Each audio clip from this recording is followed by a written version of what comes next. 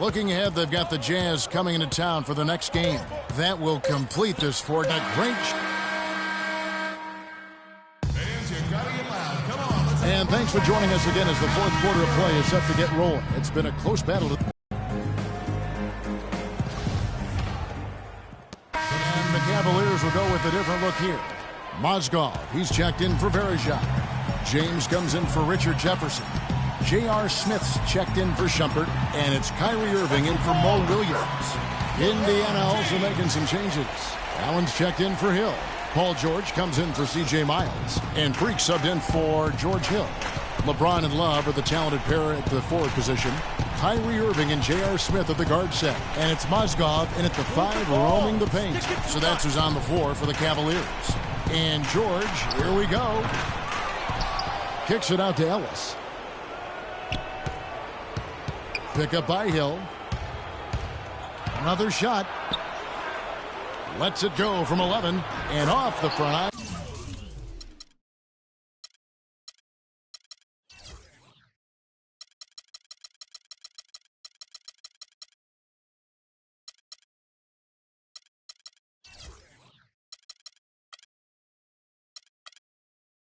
And in it goes.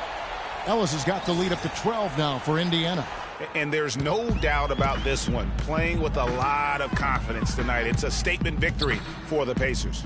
Clark, what do you think was the deciding factor in this one? Simply field goal percentage. They shot the ball much better than the opponent. And every win important. And this one will go down as win number 3. They can chalk this one up, but these two teams will see plenty more of one another before the season's over. And, Greg, we know familiarity breeds contempt. I would expect things to become more heated as these teams face each other going forward. And so many key players that you could point to tonight, but in particular, a great game for Hill. A big part of their success was his ability to keep the ball moving, finding guys when they would flash open. Back to Allen. Bounces high off the rim and drops. And the Pacers lead by 12. That one will seal the deal there. They've exploded here at the end. Boy, I love the serious killer instinct they've shown, finishing strong.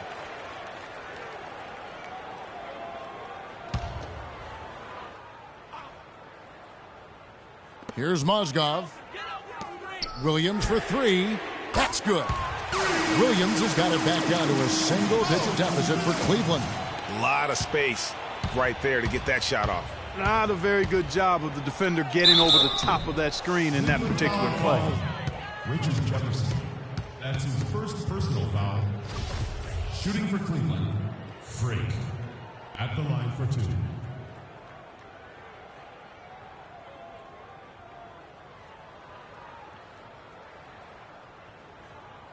All right, now, take a break. Take a break. 2 shots. And the first of 2, no good, heartbreaker. And he does get the second one. And that'll push the lead to double digits. A slight hiccup at the line, but he did what he needed to finish this game off.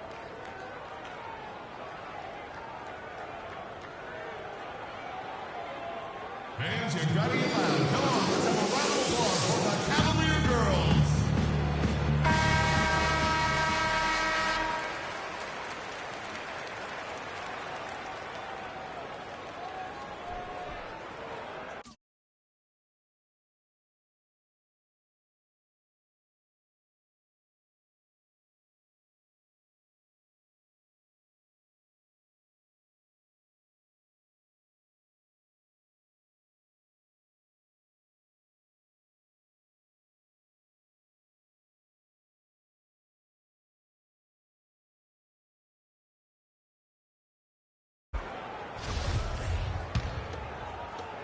Nine seconds left in the game. There's the triple. And it's Williams again missing. So no problem for Indiana as they get the win.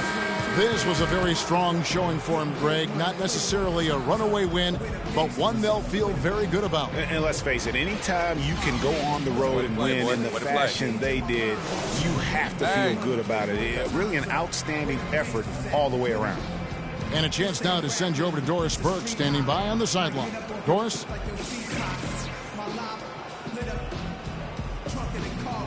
Guys, Paul George standing by with me here. And Paul, first, congratulations on the win. What's the attitude you have as a team right now?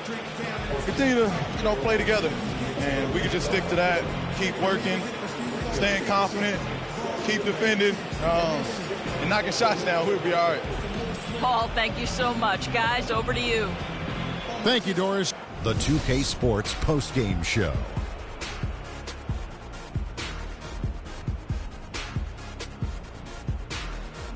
Kevin, much appreciated. And now let's present our Jordan player of the game, George Hill. He stepped up his game tonight, getting it done all game long and making the plays whenever they needed him to. Boom, boom, boom. That's right, Ernie. Instruments. This guy was instrumental tonight in making sure they avoided a second straight loss. They needed somebody to step up tonight, and he was their guy. He went about his business tonight so efficiently on the offensive end.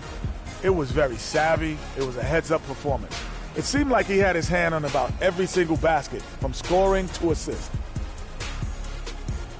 And that'll do it for tonight. For Kenny Smith, Shaquille O'Neal, Kevin Harlan, and our illustrious 2K Sports crew, this is Ernie.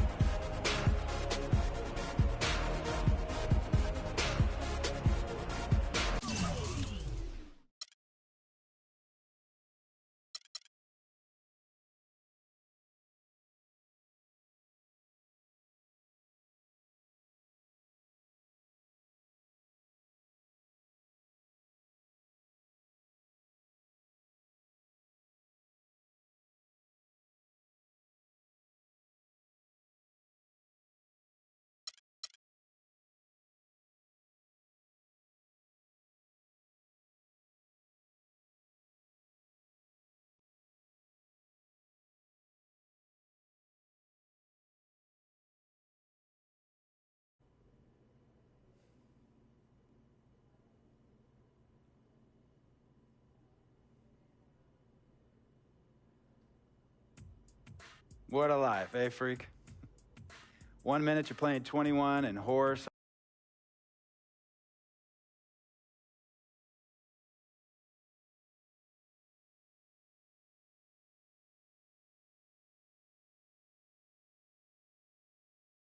The courts in Harlem, and the next moment you're in the showroom, configuring the gunmetal and graphite exterior of your luxury car and your iPad mini. Oh, I bet you get a crazy crowd when you drive that car around the block in the old neighborhood, huh? Yeah, I'm living the dream. Mad pandemonium. But folks from back around the way are real proud of me.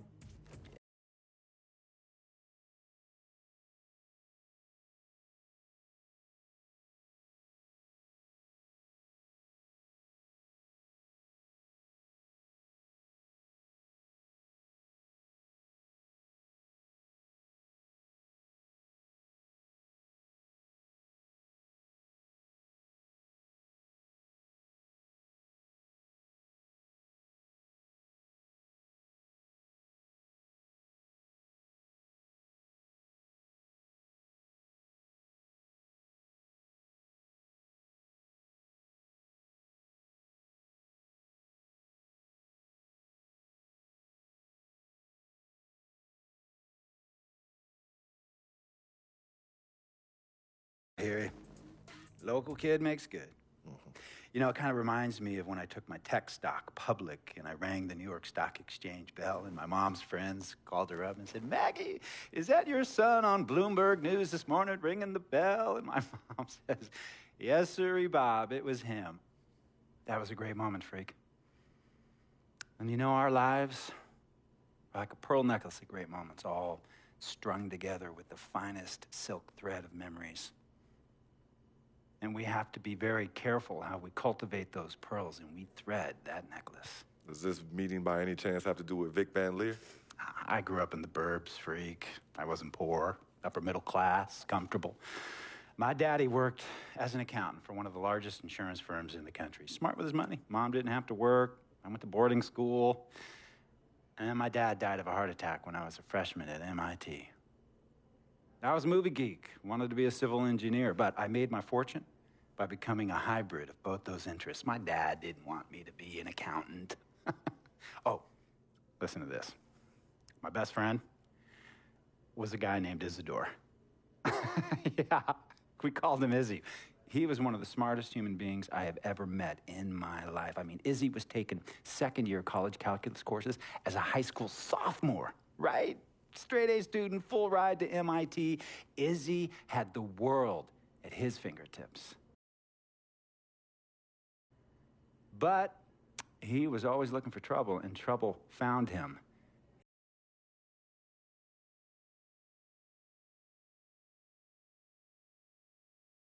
Ran with the wrong crowd. And when we got to MIT, he got this great job working for a financial consulting firm in Boston. But every weekend, he would fly to Vegas. You see, Izzy had a system for counting cards in Vegas that had the big casinos on the Strip. Oh, it's stymied. He would come back to MIT with suitcases filled with $200,000 in cold cash. What? Yeah. So your man Izzy was getting hit off like that? Like a fat rat in a cheddar cheese factory, freak. Okay, so what happened to this dude Izzy? Because he's dope. No, not dope. Dead. After he'd been missing for 3 weeks, the Nevada State Police never found hide nor hair of Isidore. And our friendship took a hit when he asked me to hang out with him in Vegas, and I said I wouldn't do it because I knew he was on a dark and twisted path in his life, and yes,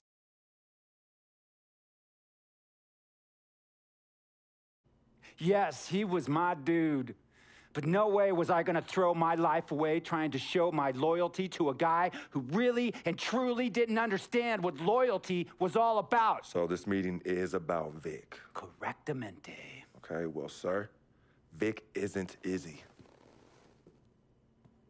And why's that, freak? Well, for one thing, you and your dead friend Izzy didn't grow up poor. Me and Vic grew up in a neighborhood where we had to look over our shoulder every 2 seconds to make sure nobody was going to walk up on us and rob us. True. Izzy and I did not grow up in the hood. But we, like you, thankfully grew up in a 2-parent household. But even that wasn't enough for Izzy. He wasn't satisfied. He was always looking for a 5-alarm fire when he already had the warmth and comfort of a loving family. This is not about class warfare, freak. This is about the consequences of making bad choices and risking it all when you feel like you have nothing to lose. Vic is like a brother to me, sir. But you shouldn't be Brother Vic's keeper, freak. Would a brother go looking for trouble and put your career and your livelihood at risk by getting into fights at nightclubs and seedy after-hour joints and then scream to the media, "Yeah, it's all good, I'm an FOF, friendo freak. It's all misunderstanding. Y'all be haters, don't hate my game." I don't think a brother would do that to someone they really cared about, but a guy who looked at you like a meal ticket would. No. See, you don't understand Vic. Really? I don't understand. No.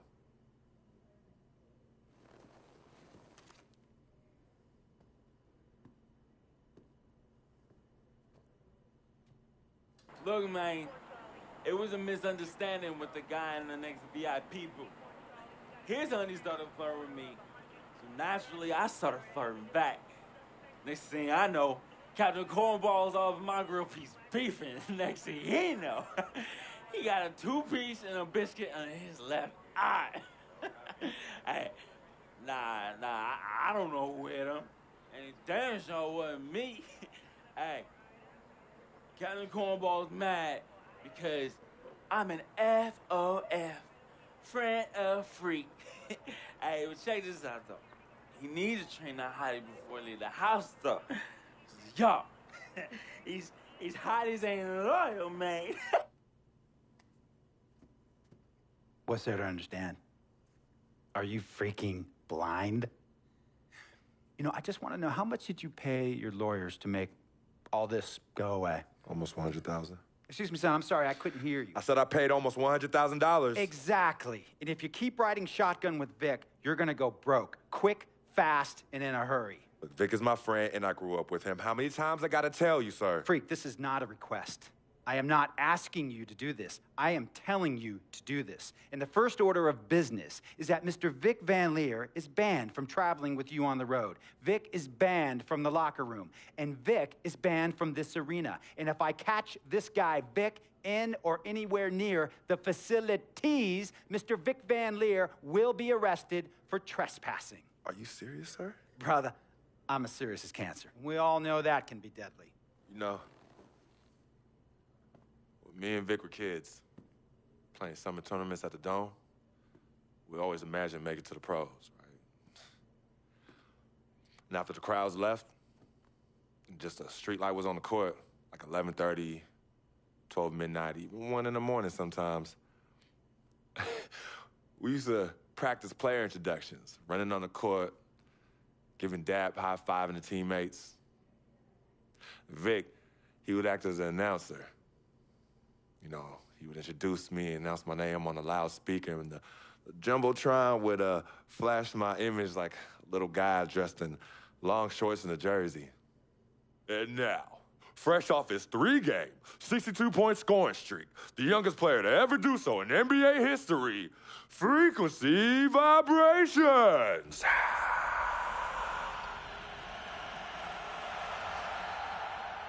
So me and Vic would sit in those empty bleachers at the Dome and dream like nobody's business. And now I'm living a dream. For real. And in so many ways, Vic was part of that. Please,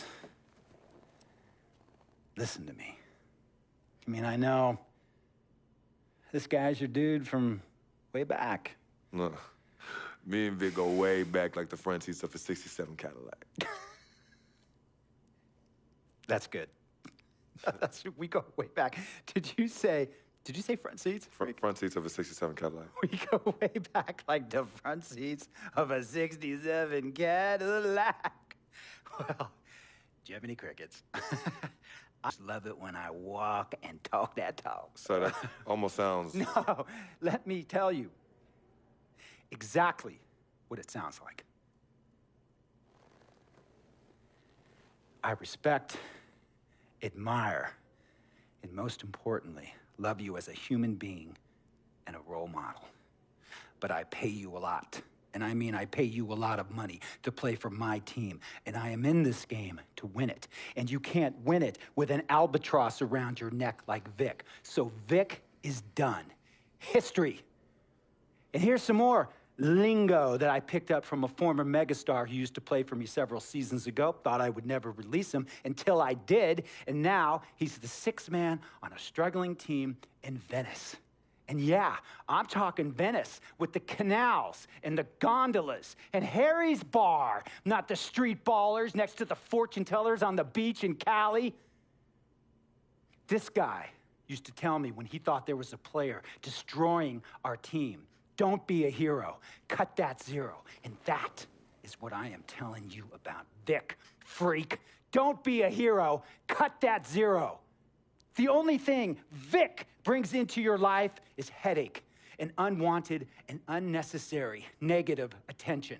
And it will begin to affect your mindset. And when it affects your mindset, it's going to affect your play. And when it affects your play, it's going to affect my team. And when it affects my team, it's going to affect my money. And if it affects my money, Google Translate will become your new freaking friend. I want a championship ring, freak, and I want you to help me get that ring. And banners after banners hanging from the rafters in this arena. So, freak, hear me clearly and hear me good. V, G, G, Vic, gotta go.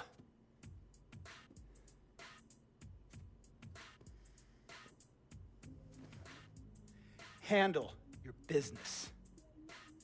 And remember, that contract you signed contains a morality clause, a very important clause that revolves around your conduct on and off the court, and how it can negatively impact My team. Now, I don't want you to have to learn Italian or Croatian as a second language. And hey, playing pro ball overseas, there's nothing wrong with that. But the arenas are nothing like this, nor will the money be the same. And on top of all of that, this is the U.S. of A., the greatest freaking country in the world. Ask yourself, is Vic worth all that? Think about it. Think long, think wrong.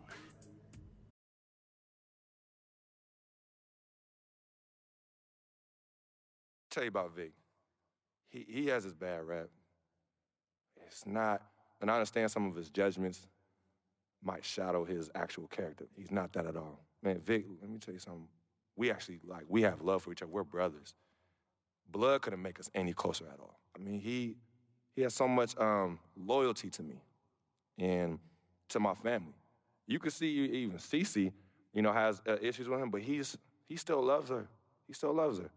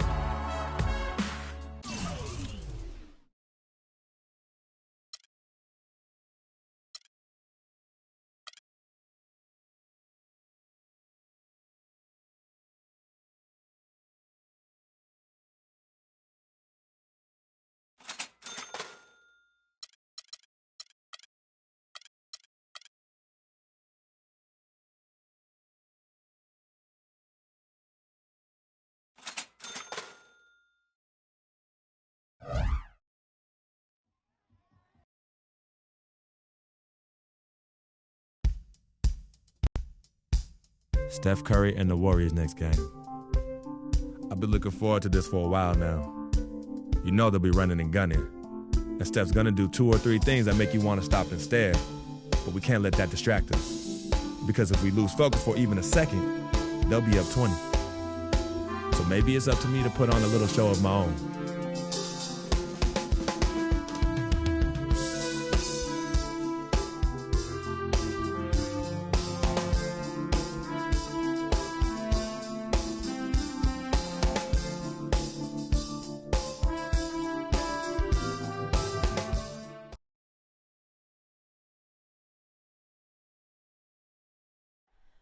Oh, say does that star-spangled banner yet wave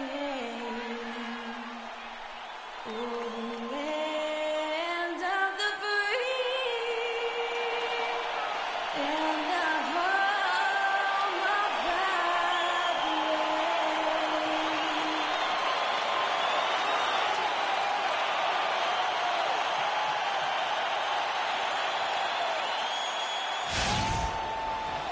The Pacers look to take charge, and we're going to bring it to you here from Indianapolis, Indiana.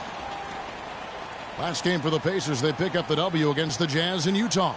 And really an emphatic win for them, especially considering that it came in an opponent. The way they went and got this game, Greg. I mean, they attacked at every opportunity, never relaxed or sat back, and as a result, they eventually pulled away. You got a chance here to set the floor, courtesy of Gatorade, all fueled up and ready to go for this one. So for the Golden State Warriors right now, it's the Splash Brothers, Curry and Thompson at the guard spots. Iguodala and Green are set at the forward spots, and it's Spates in at center. And guys, no doubt George Hill had it rough last season. He missed the first 28 games with that left knee injury, came back for 5, then missed another 11 games before his season got going. But you know what? he had one of his most productive years from that point on. Now, here is Hill. He had a 12-point outing in their last game against the Utah Jazz. Pick up by Hill. George with no one around. And no good as it rattles out. About 1 minute into the first quarter. Iguodala's drive. And he uses the glass on the layup. Iguodala's got the first points up on the board tonight here for the Warriors. Hill with it. He provides a good amount of offense for the Chiefs. For Indiana, Mahinmi's checked in for Lavoy Allen. Solomon Hill comes in for George. Rodney Stuckey's checked in for Ellis. And Freak subbed in for Hill. Golden State also making some changes. Andrew Bogut, he's checked in for Spates. Barnes comes in for Andre Iguodala. And it's Livingston in for Curry. Now here's Stuckey. Boy, he was something else against Utah. Shot clock at 2. And it's good with time running down in the shot clock. Stuckey's got his first bucket in this one. Warriors trail by 4. Livingston passes to Green. Green, the screen. Nobody near Barnes. Off target from outside. Indiana's gone 1 of 2 from long range in the first quarter. And there's the basket. Whistle blows and a chance for a three-point play. Going to the line for 1. Clearly, he's one of the best there is in the business when it comes to making that lead pass. Ezeli's checked in for the Warriors. For Indiana, they have gone 2 for 2 in the game at the line. And the free throw, no good. The number 1 overall pick in 2005, Andrew Bogut. Great expectations, Greg, for the big Aussie coming in. Yeah, I mean, a phenomenal rebounder and rim protector. He's got that high basketball IQ from a defensive standpoint. You know, and on offense, he averaged over 20 points a game in college. He's an instinctive passer, just not much more you could ask for. And here's Freak after the three-pointer from Klay Thompson. Mahinmi dishes to Hill. Some nice passing here by Indiana. Freak. And he can't answer back. The three-pointer offline. You know, going back to Bogut's fanfare entering the league, was 3rd in Rookie of the Year balloting. Then he went on to have some solid, if unspectacular, years, though his shot blocking and defense were always strong. And here's Freak. Harrison Barnes getting it to go from deep. Move the ball. Stick it too much. And here's Freak. Last game he had 12. Here's the screen. Hill kicks to Freak. Indiana needs to get a shot off. That is good.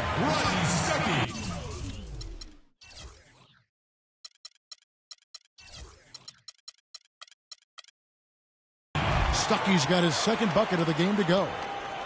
And guys, one thing people often forget to mention about Bogut, his passing. What sets him apart as a big man is his court vision, and whether it's from the high post, low post, he can create opportunities for his teammates. And yep, that's going to be a flagrant foul, unnecessary contact. And Kevin, that's a pretty dangerous play right there. I mean, I don't like to see a player put an opponent in harm's way as much as you just saw him do there.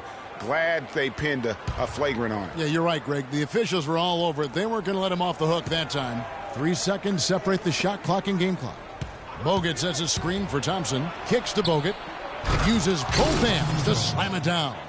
Not sure how he gets that pass off. I thought for sure he was going to pull the trigger. Rebounded by Bogut. And this is why you need good defenders on the interior to contest shots. Yeah, Greg, making every shot a hard one, even the shots in close. You're not going to see that very often. Plenty of space, but he just, let's face it. And now, let's hear it for your Ace. And here's Freak on his experience as a one-and-done college player. Now with more and more freshmen. So an entirely new group in now for Indiana. Jordan Hill, he's checked in for Mahinmi. Solomon Hill comes in for George. Rodney Stuckey's checked in for Monte Ellis. And Freak subbed in for George Hill. Different look here for the Warriors. Andrew Bogut checked in for Spates. Festus Ezeli comes in for Draymond Green. Klay Thompson, he's checked in for Andre Iguodala. And it's Livingston in for Steph Curry. Freak, he's in at the point. Hill is out there with Allen. Then there's Hill, and it's Stuckey in at the 2 guard. So that's the group out there for Indiana. That's the kind of D you need when he's got the ball near the hoop. They were all over it. And really, the Warriors had an amazing regular season last year. Just from a historical standpoint, it was one of the best ever. Here is Livingston. Count it, and the Pacer lead has been cut down to just 1 on the basket from Bogut. You know, that's been a big part of their offense in the early stages. I mean, their success working the ball inside and getting points from close range, right at the rim.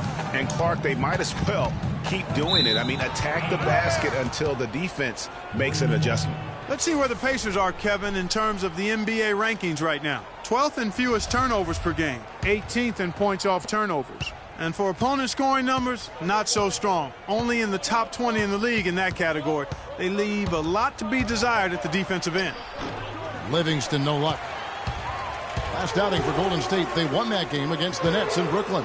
You know, sometimes you're going to win because of your performance, and on occasions, which was the case for them, it's the play of your opponent that allows you to escape with wins. Well, you're right. I mean, there were a lot of turnovers in that game, some caused by their good defensive play, but some were just carelessness. Here is Livingston, following the basket by Rodney Stuckey. A shot by Thompson, and no one's around.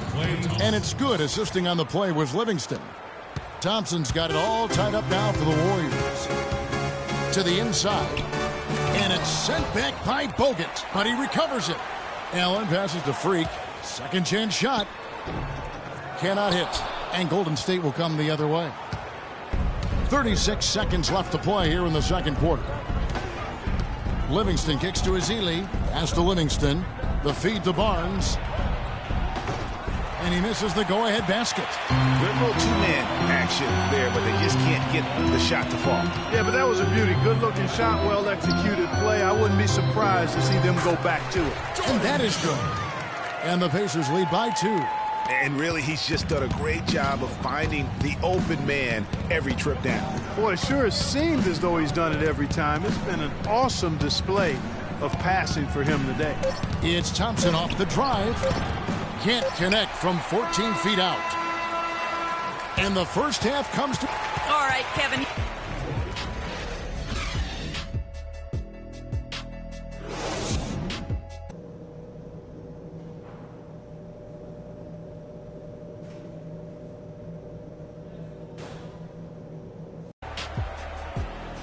And it's been a back-and-forth game so far with no ground game. Now for Indiana.